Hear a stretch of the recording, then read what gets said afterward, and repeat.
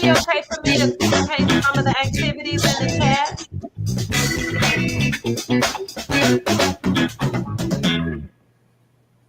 All right. We're live. Welcome to Taking Care of Business with attorney Chris Houston. Hello, Chris. How are you doing today? Hello, I'm fine. And you? I'm doing real well, enjoying this weather. Hope it stay like this for a little bit. What you got in the kitchen today? So today we are cooking up a podcast entitled On the Importance of Women's History Month. And I have with me my link sister, Miss Sandra Massington, who is all the way in Temple, Texas. Shall we go on? Yes, it's in your hands. So Miss Massington is a proud member of the Marlin and Lumni chapter of Delta Sigma Theta Sorority Incorporated, and along with me, she is my sister in the Waco Central Texas chapter of the Links Incorporated. So both august organizations have a history of serving the community and uplifting women all over the globe. And I'm happy that she has joined me, and I will tell you a bit more about her, or allow her to do so shortly. But for those of you who are new to the Taking Care of Business podcast, welcome. My name is Chris Houston. I am a native Houstonian, so Houston is from Houston, and I now reside in Waco, Texas. I am an attorney, legal educator, nonprofit executive director, and a public servant. And it is my distinct pleasure to host this podcast and bring you what I believe to be relevant and helpful information and updates on events and programs offered in the greater Waco and Central Texas area, some of which will be unique to Waco and McLennan County and surrounding cities and counties, and some of which will be relevant to people in other cities and states as well. Thank you, Pastor Stimson, for making this podcast possible and giving us this platform to serve our community. Ms. Sandra Massington is a retired registered nurse who worked as a psychiatric nurse for many years. Ms. Massington, would you please introduce yourself and say a little bit more about who you are and your professional and educational experience? Yes, I'm Sandra Massington, born and raised in Marlin, Texas, now live in Temple, Texas, and worked at Baylor Scott and White Hospital for 20 plus years. My field of psychiatry, I worked in that for 27 years, with 7 of that being in Houston, Texas. And I enjoyed psych from the moment I started working in it. I've been a nurse for 40 plus years, but so a long time as being a nurse, but psych was the field that I found the most enjoyable. And one thing that I've learned working in psychiatry was that Black patients did not get the same care as white patients, and especially Black females. I want to honestly say that I remember giving narcotics to probably 3 Black women my whole 20 years at Scott and White, because it was so limited as to what they would be treated with. But all these ladies had dental problems. You can open their mouths, see them suffering, and you would say, well, the doctor just wants you to have Tylenol. And so I knew that was not fair, but you have a job, you have to do it. I gave the medicine that was ordered, and they were still miserable. So I hated that part of the person thing.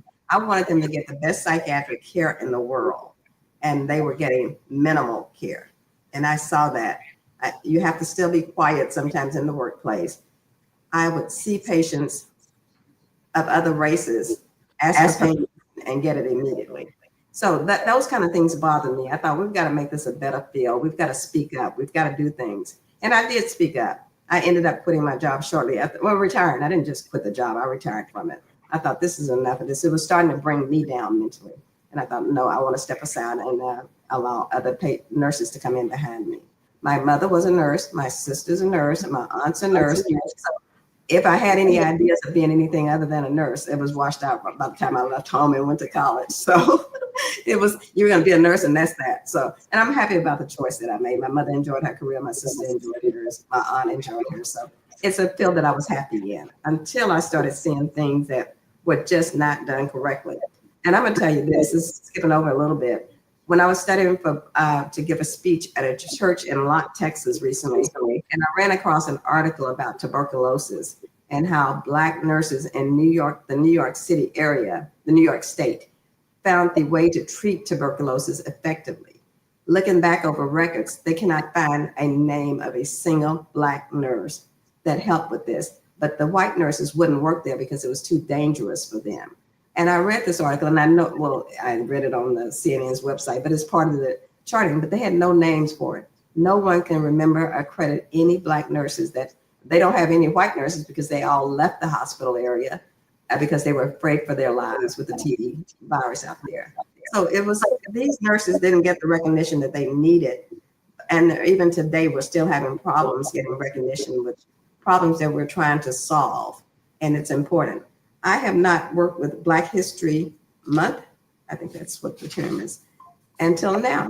I think Chris even let me know about it because I wasn't even aware of us having a Women's History Month. That's new to me. But when I read back over some of the Black women that have worked in the field that have had recognition, I am so impressed with them because they were setters. They set the trend for us being successful, us being recognized, and that type of behavior.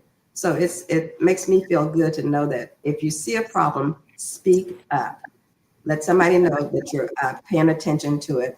They might not like what you write, they might not like what you say, but you're speaking the truth.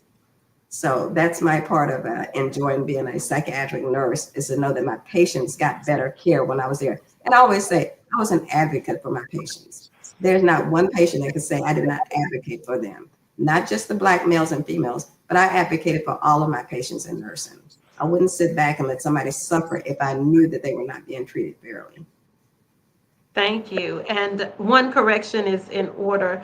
We are here speaking on the importance of Women's History Month. You said Black History Month, which was last month in February. March is Women's History Month. Yes. Pastor, there is an echo when Ms. Massington speaks. Do you all hear an echo when I'm speaking? I do. No, we don't. It could be her. It could be her mic. I can turn her mic down. Okay. If I continue to hear it, I will say something. But if you don't hear it on my end, I will proceed. So our podcast is on the importance of Women's History Month, and I want to say a little about the importance of celebrating Women's History Month, and then we will get into some questions that I have prepared for Ms. Massington. So in the United States, Women's History Month is an occasion for the individual and collective acknowledgement of women's contributions, both past and present. Thanks to the tremendous efforts of historians, activists, and women's organizations all over the nation, each March since 1995 has been designated by presidential proclamation as the month for honoring, acknowledging, and studying women's accomplishments throughout American and world history. Overall, Women's History Month is important because it highlights the significant contributions of women throughout history and encourages the study of their vital role in society.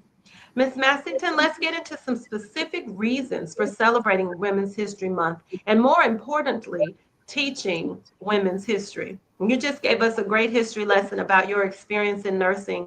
Did not know that you had the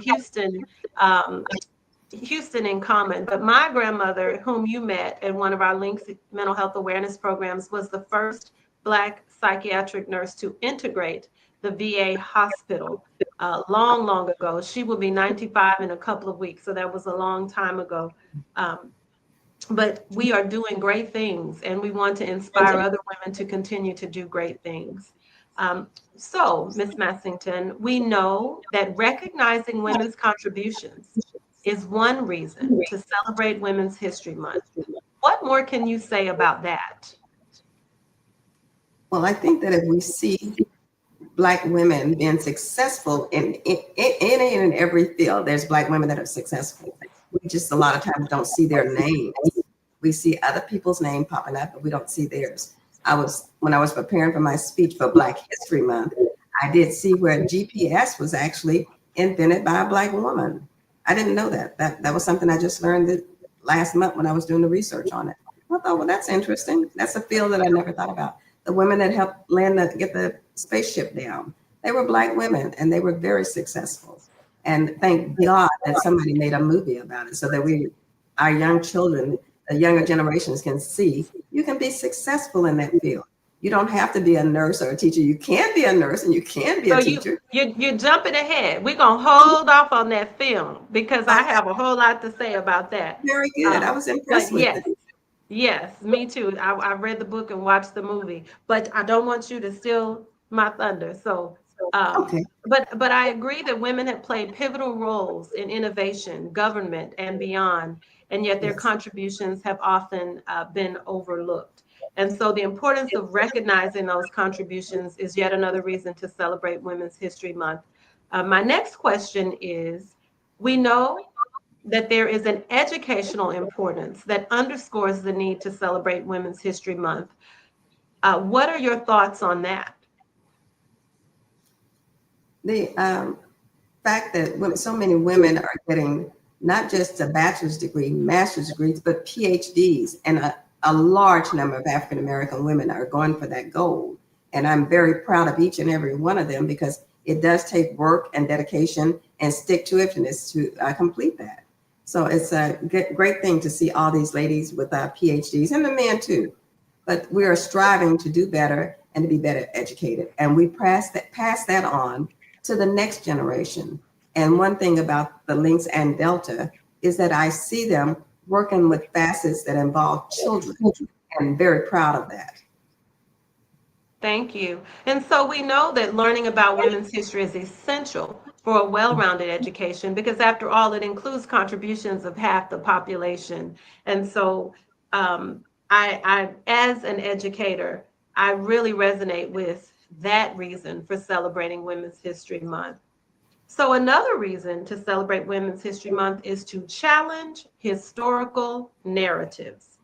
And I'm sure you have a bit to say about that. And I'm going to say that my dad always taught me that history is HIS space STORY. History is his story. And so when you think about the fact that all of history is usually written by men, women's history is often written by men as well. And at other times, women's contributions are not mentioned or their roles are relegated to minor contributions. So celebrating Women's History Month helps to challenge these historical narratives, and it helps to teach all of American and world history, including the contributions of, and I'm going to just take some time to honor some of our sheroes in this list. Just indulge me because it is quite long. But we think of one of my sheroes, Harriet Tubman. We think of Sojourner Truth, Phyllis Wheatley. We think of Susan B. Anthony and Elizabeth Cady Stanton, the suffragettes. We think of Pauli Murray, who is the reason that we are not still sitting in integrated schools. Thurgood Marshall and all of the lawyers used her theory when they argued Brown versus the Board of Education case before the U.S. Supreme Court. She was a major civil rights lawyer, and she was Ruth Bader Ginsburg, Justice Ruth Bader Ginsburg's mentor in her quest for equal rights for women. And we think of Ruth Bader Ginsburg. We think of Congresswoman Eddie Bernice Johnson, who is Waco's own. We think of Dr. Mae Jackson, our Link sister Andrea Jackson Barefield's mom, who's Waco's own. We think of Barbara Jordan, who I'm from Houston's own, right?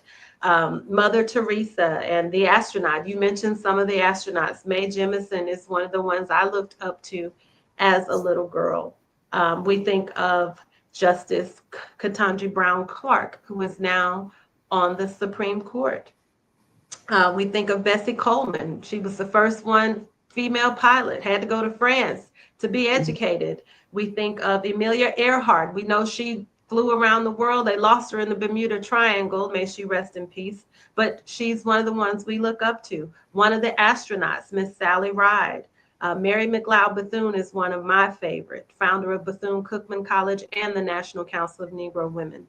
We look at the GOAT, Simone Biles. She is tearing it up on that gymnastics scene. And we look at Venus and Serena Williams, who are probably the GOATs in female tennis.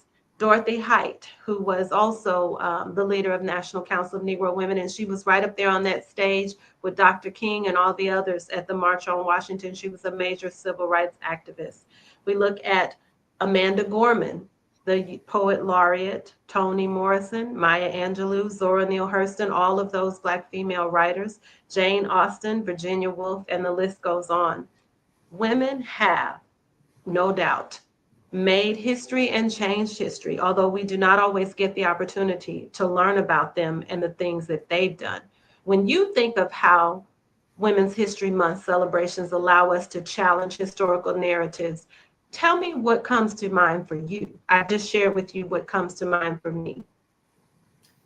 I look at the case, and I don't remember the young girl's name that had to be escorted to school. And Ruby? now, sorry, what was the name? Ruby, help Yeah, me out. I have just gave my little cousins her book this weekend. I gave a little part of my discussion for Black History Month. I brought up her name and said, this child at 6 or 7 years old had to be escorted. Ruby Bridges in New Orleans. Yeah, thank you. Had to be escorted to school. Our children should not have to be going through that. But she set the standards, and she's still alive, and she's still very active in Yes. human rights and things, and making sure that she didn't stop after she got the recognition. And I'm very proud of that because she's still very active in the field, Yes. trying to bring more and more of us into helping the next generation. She has did a lot for her part. She probably hasn't finished it yet, but she's a big impression on these young people. To see her being escorted to school by armed guards is enough to break your heart. It really is. Integrate the schools in New Orleans. Many Yes. states, not just southern states, did not want to integrate public schools or any other public places. And so I just gave my little cousins, my niece and my little cousins, books, Black History Month books. They just got them. And I picked out Ruby Givens for my little 7-year-old cousin. And he said, I already read it, Aunt Chris. I read it in the car. But it's important that we teach this history.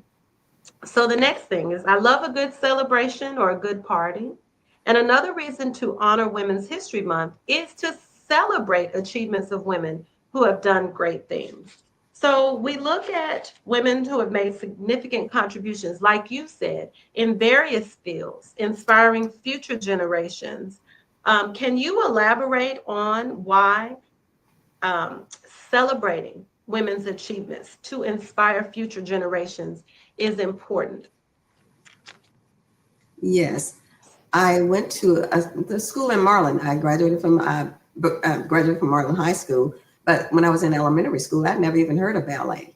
And then this summer, when we went to the Links conference, there was Misty Copeland. She stood there and told her story, and I was so impressed with it. The reason I was impressed with Misty, well, first of all, she's a prima ballerina, but the second one, that a little girl in the Marlin school where I went to, she was saying we bought books in to give to these children. And so they picked up the books, and I said, do you know what that book's about? She said, oh yeah, that's a ballerina. And I said, oh, you know about ballet dancing? My uncle said if I was to make good grades, he would let me start taking ballet lessons. And I said, you know any ballerinas? She said, Misty Copeland. And I thought that child actually knew this and was very proud of herself. And then she said, watch this. And she put a little hand on top of her head, and she said, now that's a pirouette. I said, well, very good. When I was in Marlin Elementary School, I never heard of a ballet dancer, but thanks to Misty Copeland, they have heard of her. And they know, and they will have the desire to do some of the things she definitely did. Simone Biles will definitely set the path for many young women that will come into that field. She's already said it.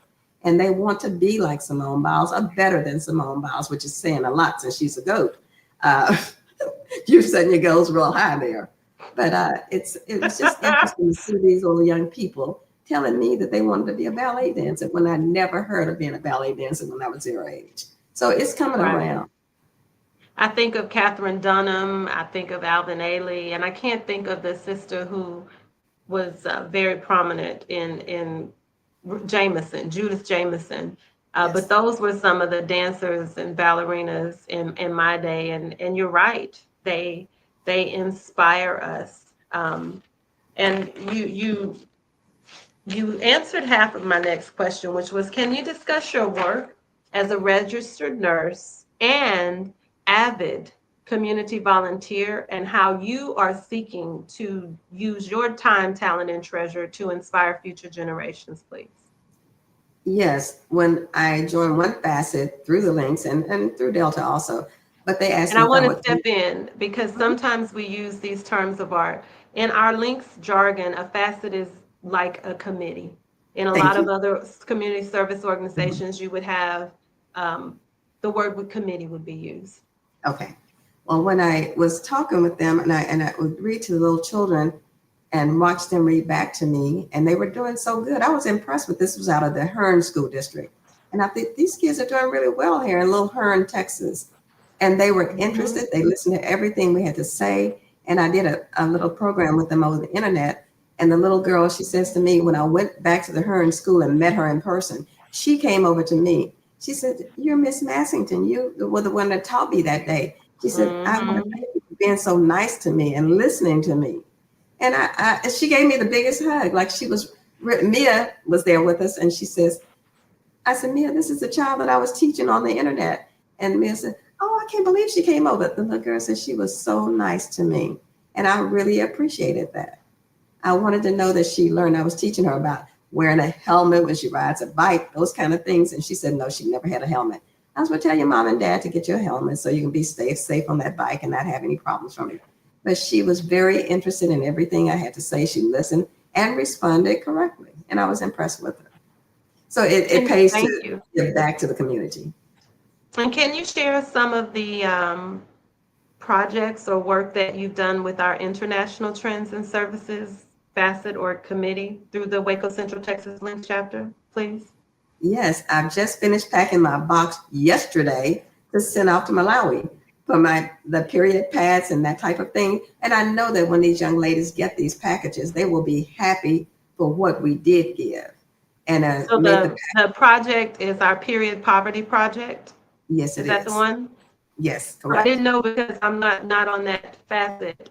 Yes. What does packing the boxes entail? I donated to the Windy City Links chapter's period poverty project last year, but it was different. All we had to do was order a bunch of feminine products as well as hygiene products like toothpaste, shampoo, soap, in addition to sanitary napkins and stuff like that.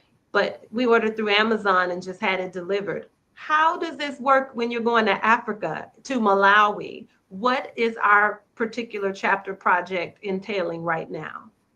We put in the period products, put in wide tooth hair combs, toothbrushes. You have to limit what you send. You can't send creams and paste and things like that. So we had to think on what we were doing. We met the first of this month in Waco at the library there, and we packed our packages there that day. And they came out very nice. And when I finished it up last night, I was very proud of that little pack. It's something that's going to make those young ladies happy. Sanitary napkins, they contain combs. What else? Toothbrush, and there was something else, Chris, I'm going to think of it in a second. But at any rate, it was a very nice little pack but we had to limit trying to send anything that might spill or ooze out into the packages. Melt. These young ladies will be happy to get the packs that we're sending them. I know they will. So a few words on why organizations, churches, nonprofits are doing these period poverty projects. In America, even, women can't afford monthly sanitary products. And so that means that they can't leave the house. So in countries like Africa, schoolgirls, women who are now working cannot do a thing for a whole week every month because they don't have sanitary products. And American women probably are thinking, what? That's a thing? Because we can get name brand and or generic products that we need. And it's just been a very, very long time since we knew of a thing where you were actually confined to your house, because when you have your monthly menstrual cycle, you don't have any products to use, and so you just have to get out of the way, stay out of sight and out of mind. But that's the importance of those period poverty projects. Yes, and these girls miss 1 week of school on an average every month. So the time when the boys are going 4 weeks a month, they're going 3 weeks a month, and that's the average one. And that week that they miss out on their education and learning anything new. They have to come back always behind the boys. So, and it's a hard thing. So if they are able to get the period products and go to school 4 weeks out of the month, then that means that they will come out of school smarter. They don't have to worry about dropping out of that type of thing. Thank you. Thank you for that work. I'm so glad to see it moving forward. So, during Women's History Month, we also have another reason to celebrate, and that is that we can educate about historical barriers faced by women. So I know that we educate the public about the systemic barriers, such as some of the ones that you mentioned, um, poverty and gender discrimination and other forms of discrimination that have prevented women from receiving the recognition they deserve or even the opportunities they deserve. And it's only through this education that we can avoid allowing such barriers to persist, and that we can overcome these barriers by doing things differently and creating support for everyone who has talent and can advance with the proper support. We really have to work hard to ensure that everyone has what they need to thrive in this society. We know that the cure for cancer might be hiding in the mind of a young girl in the ghetto of East Waco or Harlem or a remote village in Africa or South America. And I'm speaking hypothetically, but you get my drift. Genius is in everyone, regardless of gender, including women and girls. So, why is the work of educating about historical barriers that have been faced by women during Women's History Month important in your opinion? It let us know that whatever the women are facing, and if we step in to help them and they're able to solve the problem, then they've learned something and they can take it and share it with other people. Yeah. And Chris, you and I think watched the same movie where the Deltas and the Lynx came in to free this young lady that went to prison for like 10 years. Was The Kimber Smith story. Thank you. That was a great story. I was happy that one of my friends told me, you have to watch this movie. And then at the end, you see that the Deltas and the Lynx stepped in to get her after 10 years in prison for something that she did not do. She was not guilty of it. Her parents were both educators. Well, she did do some things. Kimber Smith went to my undergrad, and we every Hamptonian learns that story. But what? So she was dating this Jamaican who was a drug dealer, and whatever she did by force and under duress. They had a child together, and I think she felt trapped in that relationship. But she was being physically abused and forced to be a mule, to carry drugs and sell drugs. Yes, you're correct on And that. he left America, so they made her the scapegoat, and they gave her the time that he should have gotten.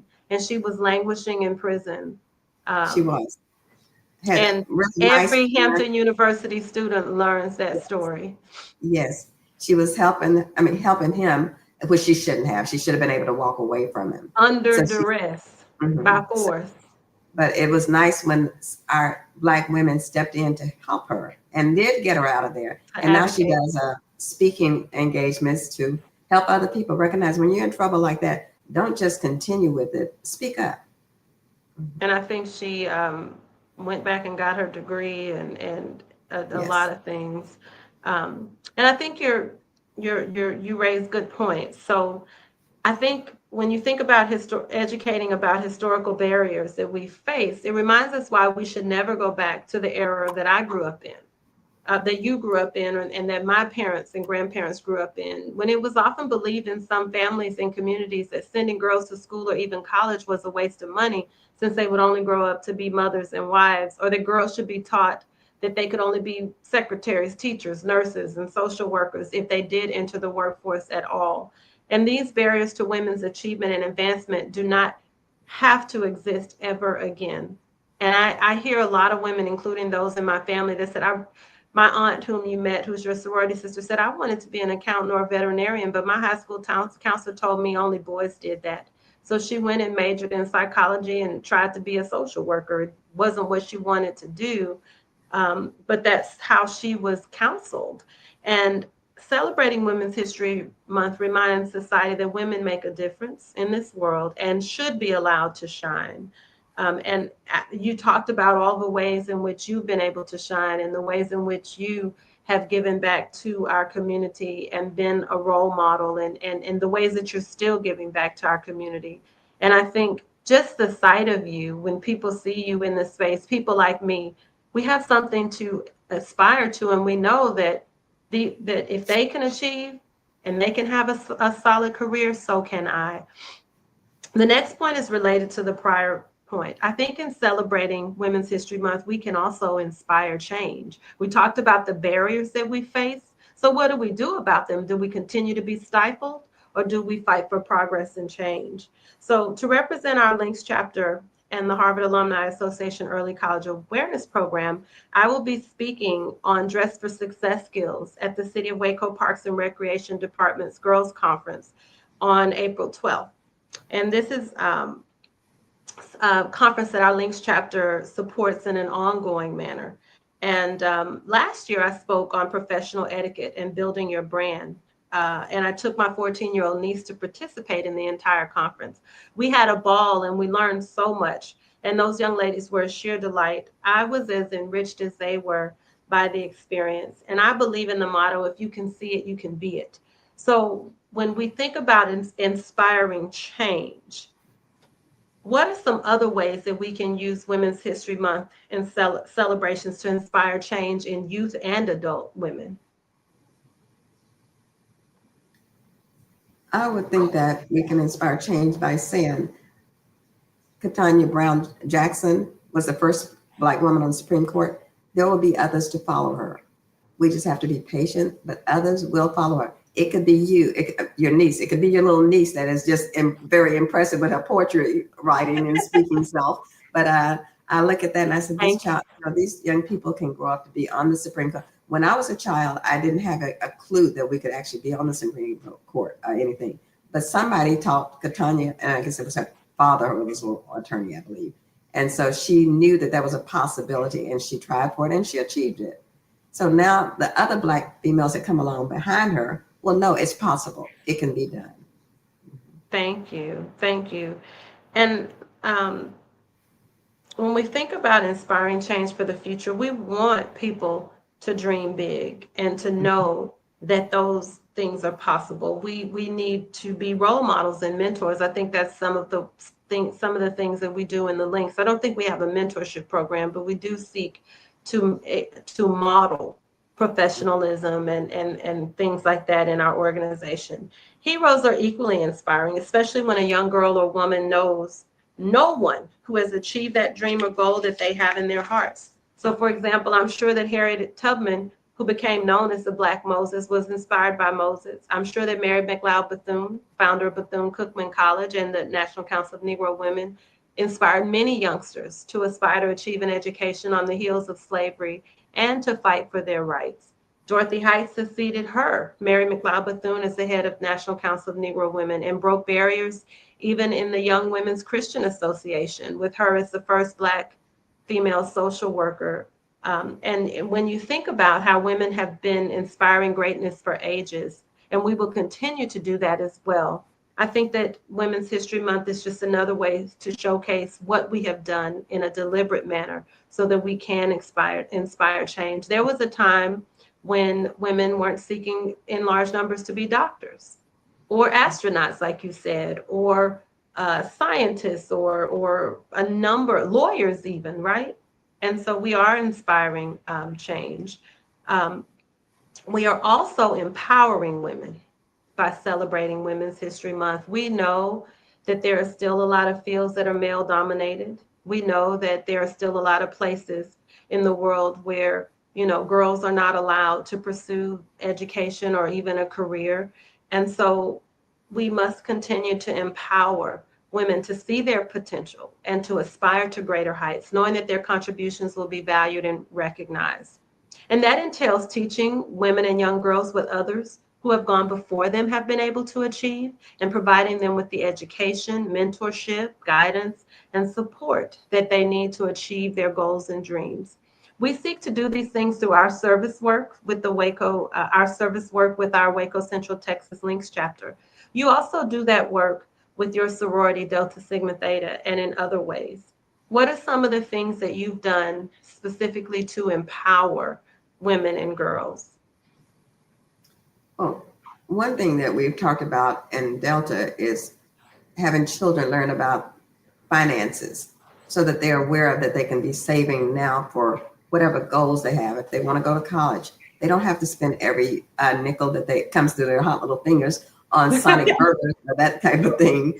Think about saving Right. some money and for your education, because in the Right. long run, the education will pay off. We have one young lady that's from Marlin, Texas, and she went to Spelman, and then from Spelman, I can't remember the other name. Now she's a professor at Ohio State University. She says she never paid one penny for her education because she worked hard to get to where she was, to keep her grades up. And it's just a wonderful story to hear her tell that she sacrificed to get to where she wanted to be in life.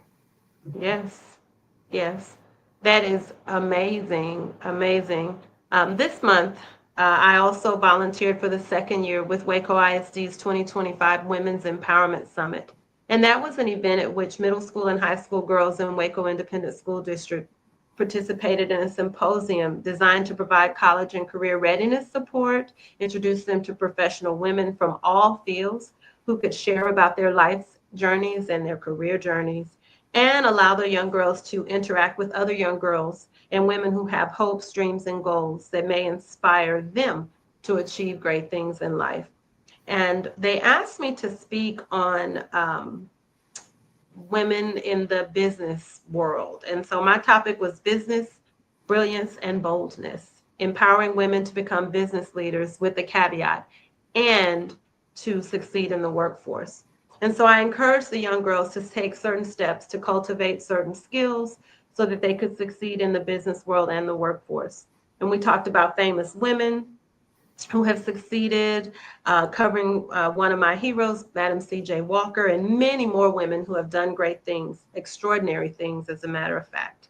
And I told them our superpower is bravery, boldness, and brilliance. When I think of the law, which is my field, still male dominated. So you got to be brave, you got to be bold, and brilliance just kind of comes with it.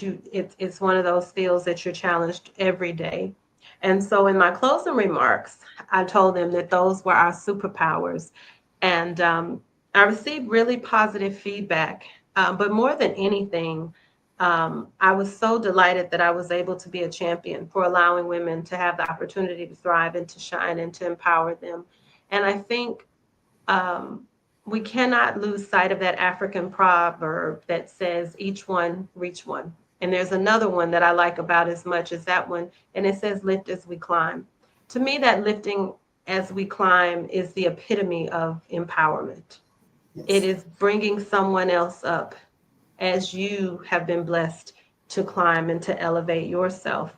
And I think they also did, I know for a fact, Waco ISD also did a men's empowerment summit, and the focus was STEM.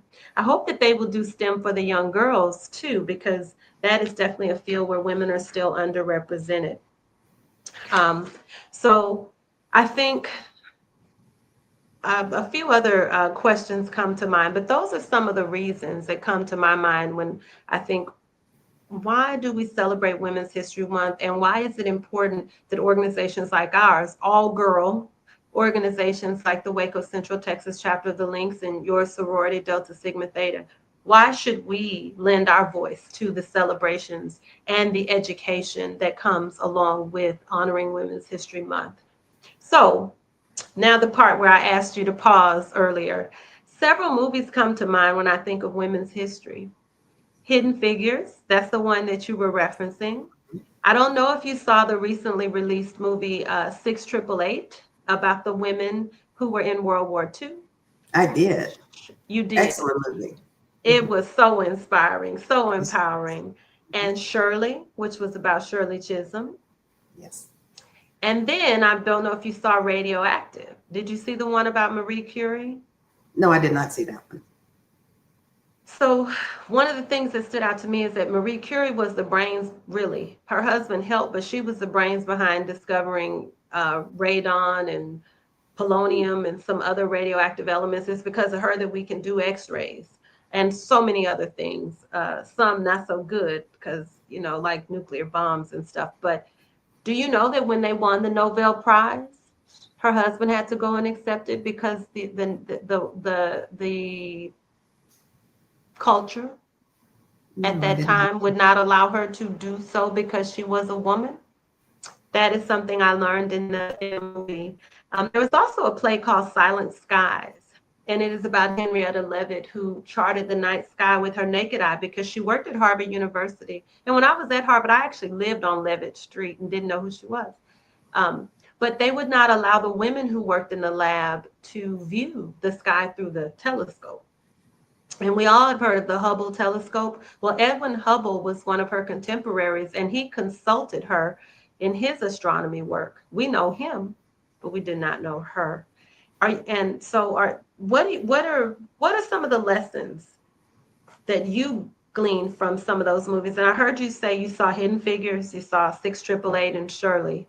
Did a great job of teaching women's history. Anything that you want to speak on about how those women changed the country and the world for the better?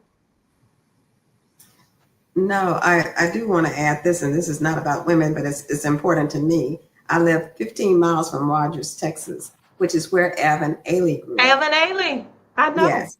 And he said in his book, he says he walked out of Rogers, Texas and never looked back. He believed in himself. He knew that he could do these things and he achieved them. So I always, when I'm talking to young girls, I said, just believe in yourself. You can accomplish things. This man had nothing going for him. And he was extremely successful because he believed in himself.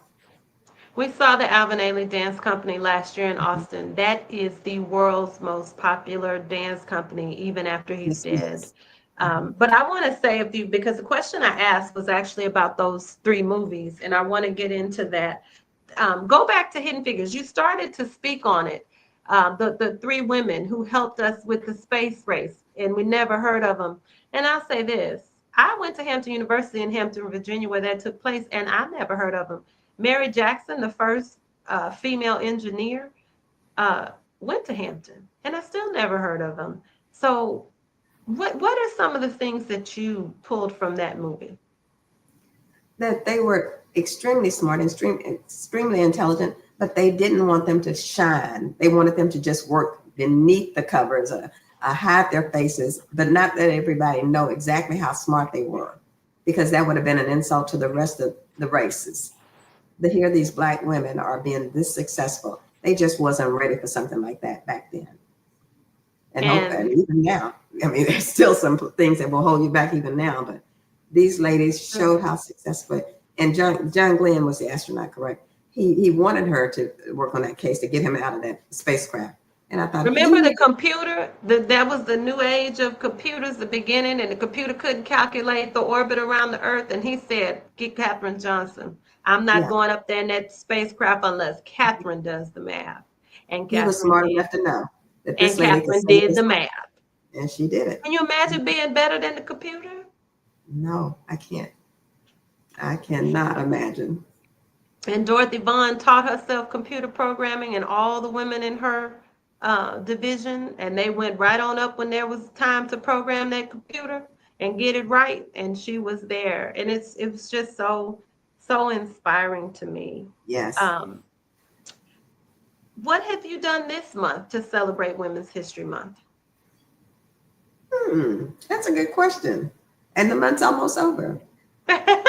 Yes, it is. I will say getting that pack together for Malawi. That was part of what I did this month. And I'm going to write a little note in there just to tell them this is from the Waco Central Texas chapter of the Links Incorporated. Look us up on the internet and you will see, and hopefully one day you'll join our organization. That we're helping people that's in need of help. So good deal. So there have been quite a few celebrations. Hispanic Leaders Network had a luncheon last week honoring women in our community, lawyers and law adjacent women. And then they're having something tonight, a dinner that I'm going to as well. And just like you said, serving in our chapter and keeping some of the programs that we have going has been a delight. Is there anything that I didn't ask you that you would like to share about the importance of celebrating women's history? Yes, I do want to add this. I went to one of the programs that you had about 4 or 5 weeks ago, and I was speaking to the young girl, and I was telling them that I was a psychiatric nurse.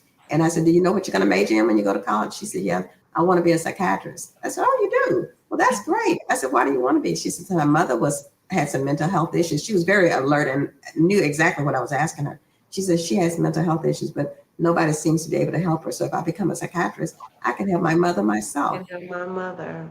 I was like, oh my gosh, she was right on top of it. This is why she wanted to become, and I hope and pray that she will become a psychiatrist and that she Me can too. help her mother. Mhm. Me too. I think that's wonderful. Very, very good. So this is the part where I thank you for joining me. It has been a delight. You are one of the people in our Links chapter that I look up to.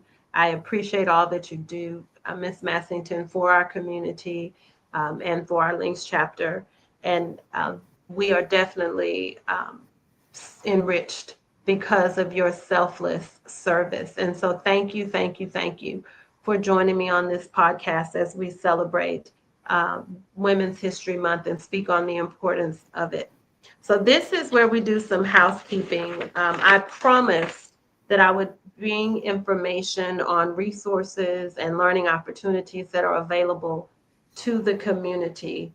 And so Pastor Stimson may have to allow me an opportunity to send in writing this information so that it can be posted when the podcast airs, so that it can be posted online. But I do want to give some information about quite a bit of things that are going on in the community.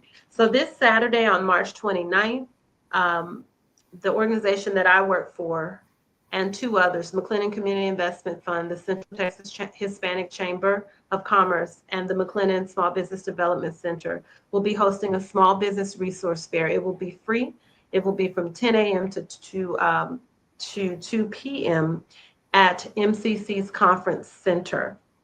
If you own a small business, if you're thinking about running a small business, please come out. We will have all sorts of resources available to you. Banks, accountants, lawyers, marketing experts, chambers of commerce, all sorts of resources available to you. Our Waco Central Texas Links chapter has quite a bit coming up. First and foremost, if you or anyone you know is a high school senior, our annual scholarship applications are being accepted. We do give a scholarship to high school seniors every year, and the applications are due March 28th. At 11:59 p.m. Central Standard Time. The application is an online application, and you can contact me, Chris Houston, and I will leave my information, but my information in the written details that I provide. This Saturday, March 29th, our chapter is also partnering with others in the Central Texas area on the Arts and Chats event at 11 a.m. This is a TED-like speaking competition for youth, and all are welcome to attend. Tickets are $10 at kzamore.com. It's at the Killeen Arts and Activities Center. And we encourage you to bring your kids and come out to attend. On Monday, April 7th, from 7:15 to 9 p.m., our Links chapter will host a youth mental health awareness program at Mentor Waco. And then on Tuesday, April 8th, we are partnering with the Heart of Texas Behavioral Health Network on their Gang Awareness Prevention and Safety Program, which is called GAPS for short. And that will be Tuesday, April 8th from 5:30 to 7:30 p.m. at the Waco Multipurpose Building on Elm Avenue. It is a free event and it is open to the public. Dinner will be served. And then on Saturday, April 12th, our Links chapter is partnering with City of Waco Parks and Recreation Department for their Girls Conference. It will be from 9 a.m. to 1 p.m. It is free and open to the public, and it will be at the Doris Miller Community Center. On Saturday, April 19th, we partner with the City of Waco Parks and Recreation Department for their Boys Conference. Same time, 9 a.m. to 1, free and open to the public, and also at the Doris Miller Community Center on Elm Avenue. And that's April 19th. On Saturday, May 24th, from 1:30 to 5 p.m., our Waco Central Texas Links chapter will host its 50th anniversary gala. It will be at the Cambria Hotel, and tickets are on sale now. You can go to wacolinks.org to find out more information about how to contact us to buy tickets. This is our fundraiser, and it will help to support the community service events that we do including our partnership with the National Socks for Seniors program. Many seniors in nursing homes are without socks. And as you know, circulation issues can cause them to have cold feet and really need socks. And so this is something that our chapter is doing. And apart from that, or in addition to that, I should say, the proceeds will fund our 5 committee work in our 5 committees, such as the mental health awareness work that we are talking about here today through our Health and Human Services Committee. We also have a Services to Youth Committee. They do literacy programming, STEM programming, and some other things. Link Massington mentioned our International Trends and Services Committee, which is doing the Period Poverty Project in Malawi, Africa. We have a National Trends and Services Committee that works on things like voter registration and a number of other things. And we have an arts committee that sponsors a Family and Faith International Film Festival and a number of other things like this Arts and Chats event on March 29th. On Friday, April 4th, the Heart of Texas Behavioral Health Network will have a mental health first aid certification course that is free from 9 a.m. to 3 p.m. and it is at their Imperial Drive location. On Saturday, April 12th, the Baylor Scott and White Hillcrest organization, through one of our Link sisters, Tashana Morgan, will host another free mental health first aid certification course from 10 a.m. to 4. And that one will be in Killeen at the Anderson Chapel Youth Center. And then our Lone Star chapter of the Links Incorporated would like for us to thank everybody and acknowledge everyone who participated in our 2025 Black Family Wellness Expo in Killeen. This was 5 Links chapters. It was Town Lake, Austin, Lone Star, and Waco Central, Texas. And I may have missed one. But we all came together on March 8th in Killeen to hold a Black Family Wellness Expo. Next, I have our Waco alumni chapter of Delta Sigma Theta Sorority Incorporated. They also have an annual scholarship. Information on how to apply can be found on their Facebook page. That page is Waco Alumni Chapter of Delta Sigma Theta Sorority Incorporated. That application is due April 4th. And then on Friday, April 18th, they will have a new episode of Blazing the Finances. So they too have a financial literacy podcast that will be posted on YouTube at Waco DST Economic Development. Sunday, April 27th from 4 to 7 p.m., they will have a stress management event in honor of National Stress Awareness Month.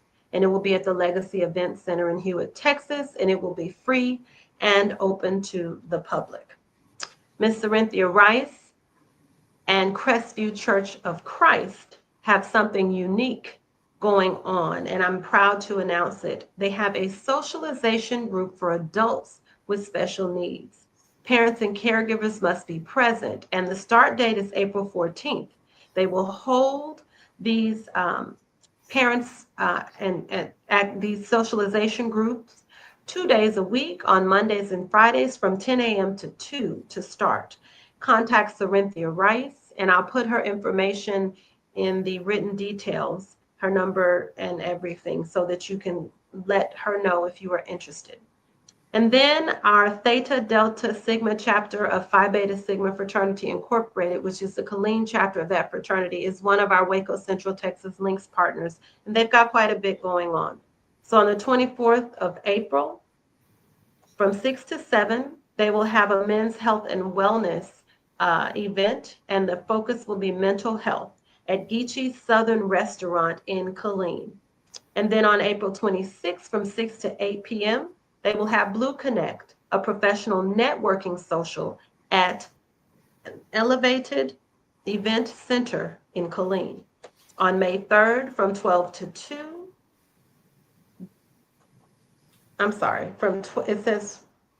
it starts at 12 p.m., but they will have their Relay for Life, and it will be in Belton. And then on May 10th, from 8 a.m. to 9, they will have the March of Dimes walk at the Lions Club Park in Killeen. And then on May 17th, they will have their mental health 5K run and walk from 8 a.m. to 10 a.m. in the Andy K. Wells Park in Killeen. On May 22nd, from 6 to 7 via Zoom, they will have another men's health and wellness seminar. And then last but not least, my Waco NAACP chapter has a scholarship that we do annually. It is due April 1st at 11:59 p.m. And you can contact me, and I'll put my contact details in the written details that we provide.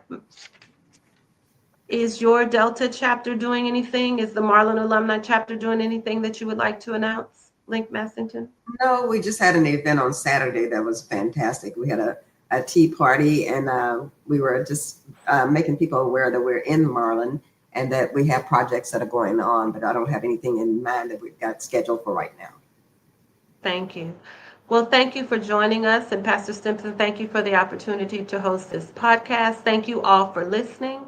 And we will see you next time with Taking Care of Business. My name is Chris Houston, and I hope that we provided you with some useful information on why Women's History Month celebrations are important. Thank you, and bye-bye. Bye-bye.